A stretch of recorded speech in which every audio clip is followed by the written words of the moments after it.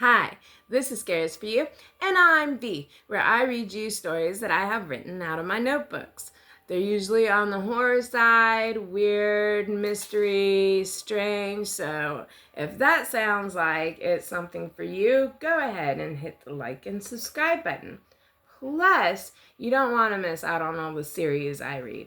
Today we are starting chapter 7 of the M.O.B. And if you miss the other parts, that's okay. They're on here. You can go back and watch them. Or if you want to hear it all at once here in a few days, I will have it all on a playlist just for you where you can listen to the whole thing. Tonight is the very last chapter. Okay, so I know you're ready and excited. Let's go over a little bit about what has happened so far, just in case you forgot. Our character found out that the Federal Pharmaceutical Administration is the ones that are responsible for M.O.B. M.O.B. is the mental outbreak where people are just killing each other at random. Nobody knew what was happening. So everybody's on quarantine, food gets rationed out to them, they're heavily monitored just in case, someone goes on a killing spree, pretty much. So she figured out what's happening and she escapes. She was chased, she narrowly escaped being shot, and she has made it to an abandoned house. And it's a scene of horror that is unfolded in front of her. She knows she can't stay there. She doesn't really know what to do or where to go or how to help anyone in this horrible situation where the people in power are the ones that caused all of this. And so she ran out of ideas, except for one. And we're getting ready to find out right now what that one idea is. So let's get to it. Here we go. Chapter 7 and the very last chapter in this series of the M.O.B. I knew I could never find anyone to tell while on the run. I can do the only thing that I can do. Hijack a group therapy call. I needed to get the word out and hope that someone else can accomplish more than me, or that someone else important hears me. The knowledge of being complacent, drugged up, and afraid of those that are in charge and who are responsible for the M.O.B. They needed to know it all. So for the next few days, I stayed in the house of decay, peeking, spying, and looking for the occupied house that was sure to be on this block somewhere. By the time the third day came with no signs of life nearby. So as darkness fell, I ventured out, creeping through the yards until finally movement in a house. The flickering of a light, about 5 houses down from the one that I was squatting in. I looked for cover around the house somewhere where I could go unseen during the day. I would have to find out when the therapy was. I would have to take that one and only shot for a few minutes until I didn't want to finish the thought of what was going to happen once that door alarm went off and the soldiers came. Just one step at a time. People have to know. Something has to change. Everyone around the world has to know it is all a real conspiracy to keep us locked away with fear of some made-up outbreak. The one they made up. That the Federal Pharmaceutical Administration, the ones that were ultimately in control, were responsible for it all. It's the only plan I have left. A large tree would do, right next to the house. All the blinds were closed for now, but maybe by morning they would be open. It took more days of stalking to figure out that it was a single older lady in her 70s or 80s. But pinpointing the time of therapy was proving to be more difficult. I have to get closer. I could hear and look into only two windows that didn't stay shut by the blinds, but it was hard to go unseen. The house I stayed in became almost unbreathable. I found myself grateful for the air every day, and although my appetite was nearly gone, so was my food and water. This would have to happen soon.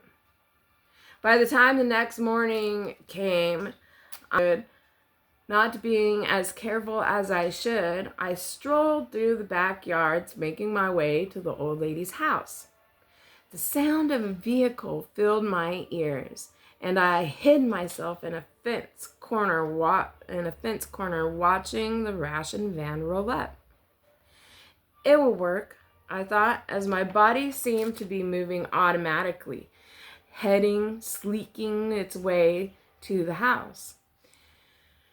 A way in with no alarm. No more waiting to see when the therapy session starts. As long as this person obeys the orders when dropping off the rations and do not go inside the house. It's too confining and dangerous. The old lady stepped out from the doorway, frail but obviously able. She kept talking and talking, but the person setting down the rations never responded to her. She looked full of despair as the van left, and she stood with her eyes closed, breathing in the air. Everything was a blur. I ran for her. Her eyes opened wide with fear and surprise. "Don't scream," I said as I reached her, putting my hand over her mouth. "I need your help.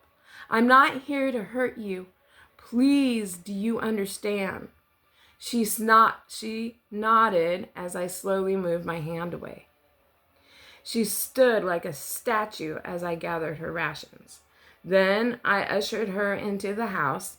I closed the door, locked it, and leaned against it, breathing heavily, trying to take control of my body as I shook.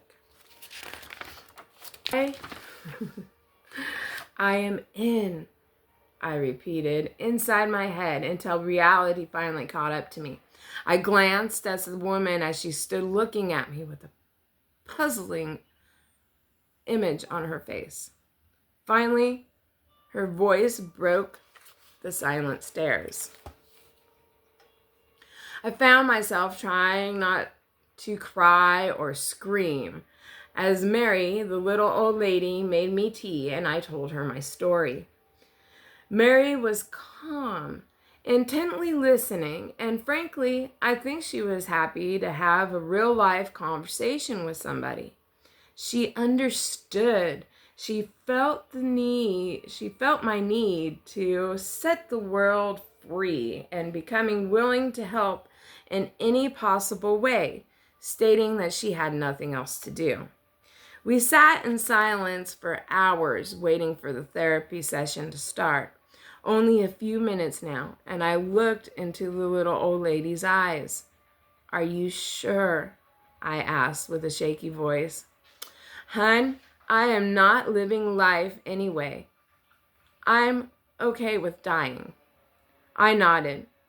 I was okay with it also. It had to be done.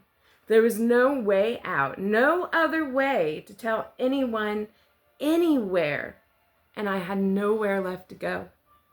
I had wished for death for so long now, I was almost happy that the end was near.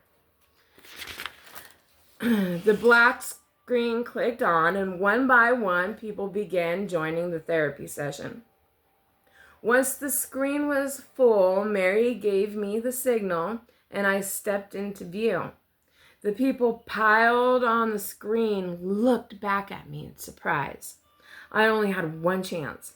I just had to light the fire for somebody, and hopefully, even if only one of those people understood, maybe they could do more than me. I thought briefly of DB, wondering if he had hoped the same when I heard his warning. But I had made it no further than him. The hypnosis. Don't watch. It is the cause of everything. My voice hushed and rushed as the pictures blinked out one by one. Run! If you get it, run and tell anyone you can. My sentence barely finished as the last face disappeared. A loud noise came from the door as it swung open. Me and Mary held each other's hands. Shots rang out. Finally, I could see and feel the love and happiness I felt so long ago with my family. It was peace. I smiled slightly as my body fell and darkness took over.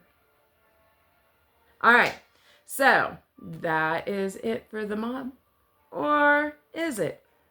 You never really know. So I hope you had a great time reading this with me. I loved writing it, and I love reading my stories to you. So thank you for everyone who supports me. And don't forget, have a creepy night.